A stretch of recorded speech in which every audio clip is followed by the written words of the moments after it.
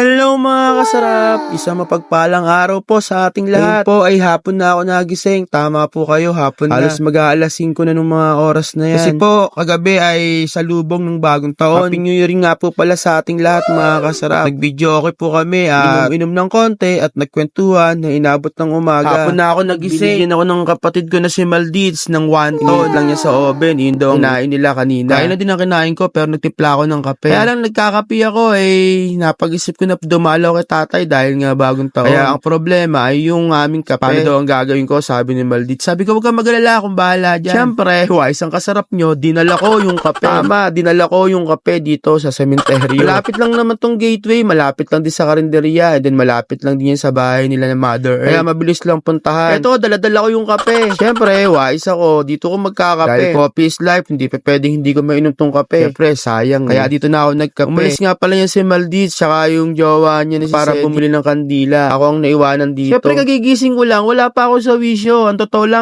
niyan. Takot ako sa sementeryo, lalo na pag mag-isa ako. Wala pa ako sa wisyo. Kagigising ko lang din yan. Wantol lang kinain ko. Tapos nagbaho na kami ng tinapay, tsaka tubig, tsaka palaman. Nung wala na sila, siguro makakalagit na ng pag-alis nila sa Eddie at tsaka ni Maldit sa piling secretary. Doon ko naisip na sa sementeryo ko. Siyempre, medyo natakot ng kasarap nyo. Kaya nilibang-libang ko na lang yung sarili ko. Sa dumating na sila. Maya nga dumating na sila at may dalang kandila.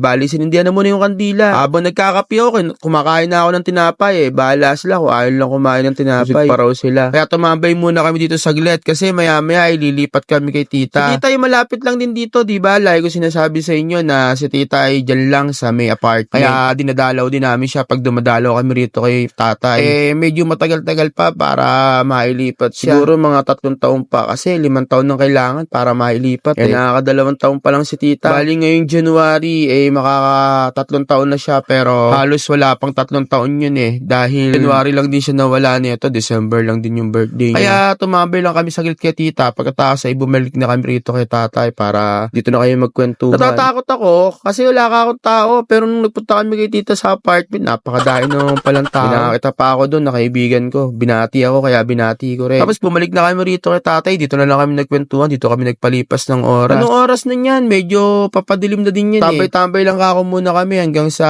maya-maya ay uuwi na rin kako tayo. Ibaon naman tayong tinapay tsaka tubig. Tignan nyo yung langit mga kasarap, medyo madilim na yan, papadilim na. Si tatay nga pala ay pinanganak nung April 29, 1953. Siya ay namatay nung April 9, 2014. Tsaka halos nagdadalawang taon na dyan sa tatay. Tapos galing siya dyan sa bahay pare. Nilipat namin siya dito. So pauwi na kami yan, nagbapay pa si Maldits, babay daw. Umuwi na kami niyan at medyo papadilim na. Pero nung maisipan ko, sabi ko gumala kami kila Marga dun sa pamangkin ko. Yun nga pala ang bahay ko mga kasarap. Dito lang yun, malapit lang din yun sa karinderya. Dito lang din yan. Kung lalakarin mo ay mga ilang minuto lang pero dahil may motor kami ay mas mabilis. Ito nga pala yung bahay ko mga kasarap. Katabi ng bahay ko, yung bahay ni Miranova. Ayan nga pala si Miranova, tinawag ko, lumabas. Nasa loob siya ng bahay niya kanina, tinawag ko lang. Kumakatok ako, ayan, yung kapatid ko, si Buntes, lumabas na rin, pinagbuksan na rin kami. Yung katabi ng bahay ko na yan ay apartment, maliit lang na apartment. Bali bahay ni Miranova, tapos bahay ko, tsaka yung apartment na maliit. At meron pa silang solar light